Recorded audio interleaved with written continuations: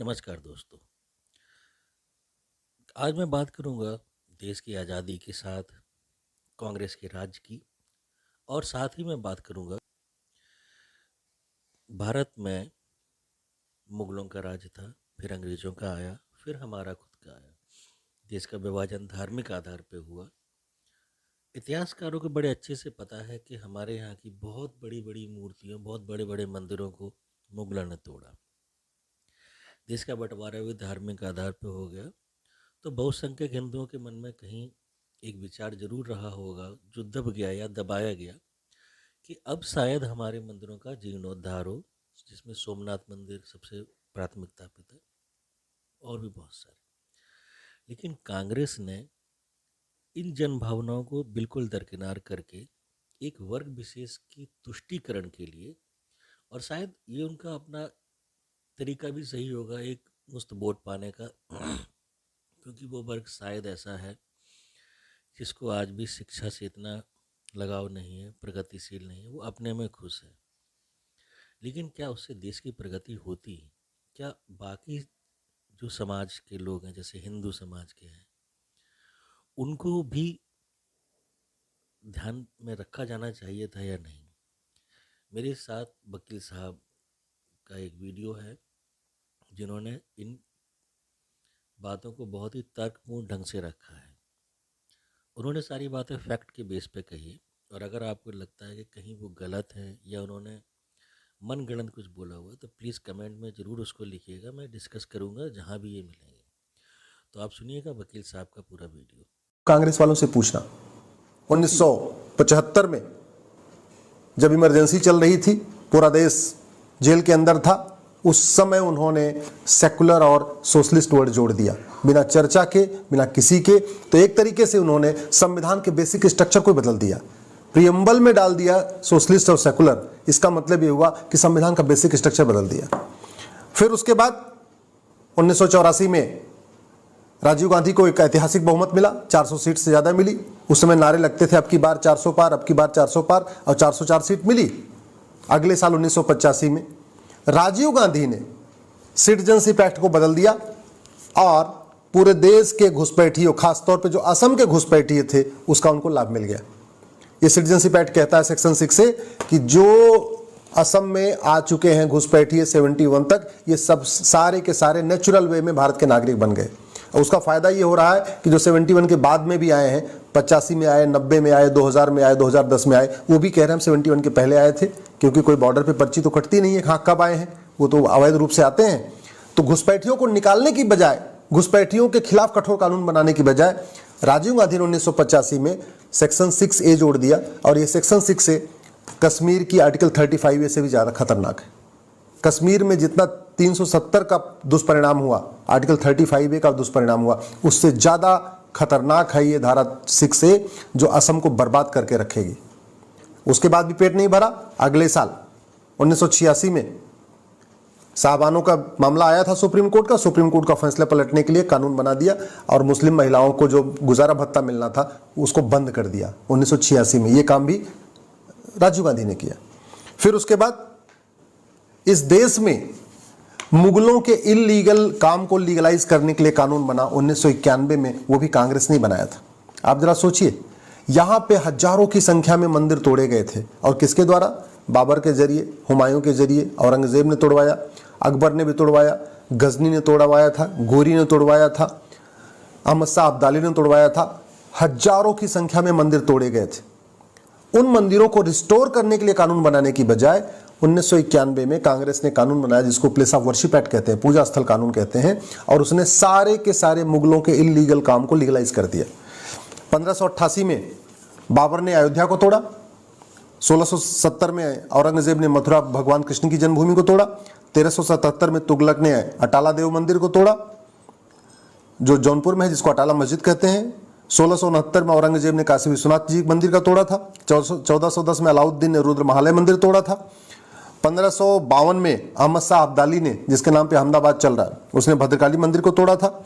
इसी तरीके से पश्चिम बंगाल की जो अदीना मस्जिद बनी है, वो भी मंदिर तोड़ के बनी है। विदिशा में 1658 में औरंगजेब ने वीजा मंदिर मंदिर को तोड़ के वीजा मंदिर मस्जिद बनवा दिया।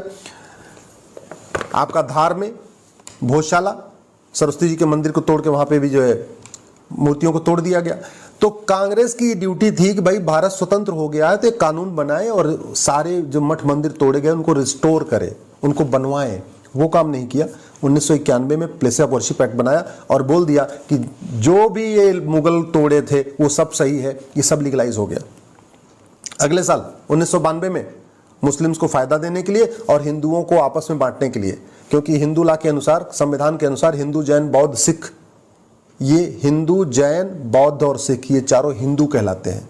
लेकिन 1992 में कानून बना के सिख को भी माइनॉरिटी बना दिया, जैन को भी माइनॉरिटी बना दिया, बौद्ध को भी माइनॉरिटी बना दिया। असली मकसद था मुस्लिम्स को फायदा पहुंचाना, लेकिन एक ही तीर से दो निशान साधा 1992 में। इसको कहते हैं माइनॉरिटी कमीशन एक्ट। अगले साल 1995 में वक्फ एक्ट बना दिया। मुस्लिम्स को पूरे देश की जमीन पर कब्जा करने के लिए एक वक्फ एक्ट बनाया 1995 में। अगले फिर 2004 में माइनॉरिटी एजुकेशन एक्ट बना दिया। ये काम मनमोहन सिंह ने किया था। 2010 में FCRA बनाया। इस देश गद्दारों को फंडिंग कराने के लिए, देश विरोधी एनजीओ को फंडिंग कराने के लिए, माओवादियों को, नक्सलियों को, जिहादियों को, मिशनरियों को, अलगाववादियों को, चरमपंथियों को, कट्टरपंथियों को, सफेद पोस्ट नेताओं को, सबको फंडिंग कराने के लिए कानून बना 2010 में। उसको FCRA कहते हैं। 2012 में राइट टू एजुकेशन के दायरे से मदरसे को बाहर निकाल दिया। जब राइट टू एजुकेशन 2009 में बना था तो मदरसे भी उसके दायरे में आते थे। 2012 में उसको बाहर निकाल दिया। ऐसे ही अनेक 50 से ज़्यादा कानून हैं जो कांग्रेस ने बनाया है। कांग्रेस ने गुलामी का नाम नहीं मिटाया, गुलामी का निशान नहीं मिटाया, गुलामी की परंपरा को नहीं खत्म किया, गुलामी के रीति रिवाजों को खत्म करने के लिए कुछ नहीं किया, गुलामी की भाषा को कम करने के लिए कुछ नहीं किया, गुलामी की पुलिस व्यवस्था को नहीं बदला कांग्रेस ने, गुलामी की न्यायिक व्यवस्था को नहीं बदला कांग्रेस ने, गुलामी की शिक्षा व्यवस्था को कांग्रेस ने नहीं बदला, गुलामी की प्रशासनिक व्यवस्था को कांग्रेस ने नहीं बदला, गुलामी की टैक्स व्यवस्था को नहीं बदला, गुलामी के जितने हमारे पुरानी परंपराएं चल रही थी कि गवर्नर जाएंगे तो ऐसे सैल्यूट होगा, ये जाएंगे तो ऐसे सैल्यूट होगा, ये जाएंगे तो ऐसे सैल्यूट हो जाएगा, वो कुछ नहीं बदला।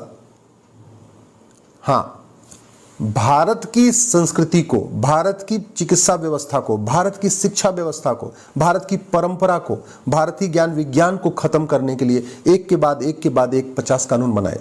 इसलिए मैं आपसे निवेदन करता हूं, एक बार वोट देने से पहले कांग्रेस के नेताओं से जरूर पूछना, एक बार वोट देने के पहले कांग्रेस के नेताओं से यह पूछना कि तुमने गुलामी का कौन सा निशान मिटाया, तुमने गुलामी के खिलाफ कितने काम किए और तुमने वेद पुराण को क्यों नहीं लागू किया। तब तो ऐतिहासिक बहुमत था। आप कांग्रेस के नेताओं से पूछिए कि आपके तो पास 1950 से लेके नेहरू जी को लगातार ऐतिहासिक बहुमत मिल रहा था, इंदिरा जी को लगातार ऐतिहासिक बहुमत मिला, राजीव गांधी को तो 404 सीट मिली। इतने साल सत्ता में रहने के बाद समान शिक्षा क्यों नहीं लागू किया, समान नागरिक संहिता क्यों नहीं लागू किया, घुसपैठ के खिलाफ कठोर कानून क्यों नहीं बनाया, धर्मांतरण के खिलाफ कठोर कानून क्यों नहीं बनाया, जनसंख्या नियंत्रण, जनसंख्या विस्फोट रोकने के लिए कठोर कानून क्यों नहीं बनाया, तुमने अश्लीलता नियंत्रण के लिए कानून क्यों नहीं बनाया, तुमने नशा के खिलाफ कठोर कानून क्यों नहीं बनाया, तुमने भारत के संविधान को लागू करने के लिए क्यों नहीं बनाया, तुमने वेद पुराण को जन जन तक पहुंचाने के लिए वेद पुराण को शिक्षा व्यवस्था में शामिल क्यों नहीं किया, तुमने भगवत गीता और रामायण को एजुकेशन में क्यों नहीं डाला, तुमने सेकुलर शब्द भारत में क्यों जोड़ा, तुमने सोशलिस्ट शब्द भारत में क्यों जोड़ा। ये आप कांग्रेस वालों से पूछना, क्योंकि वैसे तो आपको मिलेंगे नहीं, लेकिन अब इलेक्शन आ रहा है तब ये कांग्रेस के नेता आपके पास आएंगे। और इस बार आप जो वोटिंग करना वो दिल लगा के मत करना, दिमाग लगा के करना। इस बार जो वोट देना वो सोच समझ के वोट देना। इस बार जो वोट देना जाति के आधार पर मत देना, भाषा के आधार पर मत देना, क्षेत्र के आधार पर मत देना। इस बार वोट देना मुद्दों के आधार पर। जो वोट मांगने आए उससे ये जरूर पूछना कि तुम नशे के खिलाफ कठोर कानून बनाओगे कि नहीं, और बनाओगे तो इसकी घोषणा करो। जो आए यहाँ पे वोट मांगने आपके दरवाजे पे उससे पूछना कि भ्रष्टाचार के खिलाफ कठोर कानून क्यों नहीं बन रहा है। जो आपसे वोट मांगने आए उससे पूछना ये थाने दलाली के अड्डे क्यों बने हुए हैं, ये तहसील में भ्रष्टाचार इतना क्यों है, ये हवलदार पेशकार इतना देश को क्यों लूट रहे हैं, भ्रष्टाचार के खिलाफ कठोर कानून कब बनेगा, हवाला के खिलाफ कठोर कानून कब बनेगा, संपत्ति को आधार से लिंक कब किया जाएगा, घुसपैठियों को कब निकाला जाएगा, धर्मांतरण कराने वाले मिशनरियों और जिहादियों पे कठोर कार्रवाई कब होगी। ये आप पूछना। अगर आप नहीं पूछोगे तो याद रखिए, जैसे पाकिस्तान से मिट गए, अफगानिस्तान से ख़त्म हो गए, बांग्लादेश से भी ख़त्म होने के कगार पे हैं, भारत के 9 राज्यों से ख़त्म हो चुके हैं, भारत के 200 जिलों में ख़त्म हो चुके हैं, भारत के 300 तहसीलों में ख़त्म हो चुके हैं। देखते देखते एक दिन अपने ज़िले में भी आप ख़त्म हो जाओगे। और कश्मीर वाले तो पलायन करके दिल्ली आ गए, बंगाल वाले तो पलायन करके असम में चले गए, मणिपुर वाले पलायन करके फिर बगल के राज्यों में चले गए। आप कहाँ जाओगे, सोचना आपने। इसलिए इन ओट जीवी और नोट जीवी नेताओं से खुल के सवाल करिए, और अगर मेरी बात से सहमत हो तो इस वीडियो को अपने सारे ग्रुप्स में डाल दीजिएगा, अपने फेसबुक पे डाल दीजिएगा, अपने व्हाट्सएप पे ज़रूर फैलाइएगा। अगर आप ट्वीट कर सकते हैं तो इसको ट्वीट भी करिएगा, और अपने जान पहचान के नेताओं को कहिए कि इन बातों का जवाब दें। नहीं तो ये ओट जीवी और नोट जीवी नेता 20 साल के बाद, 25 साल के बाद आपके बच्चों को बचाने नहीं आएंगे। आज का कठोर कानून आपके बच्चों को बचाएगा। आज के अच्छे नेता जिनको आप बहुत अच्छा मानते हो, ये 25 साल के बाद आपके बच्चों को बचाने नहीं आएंगे।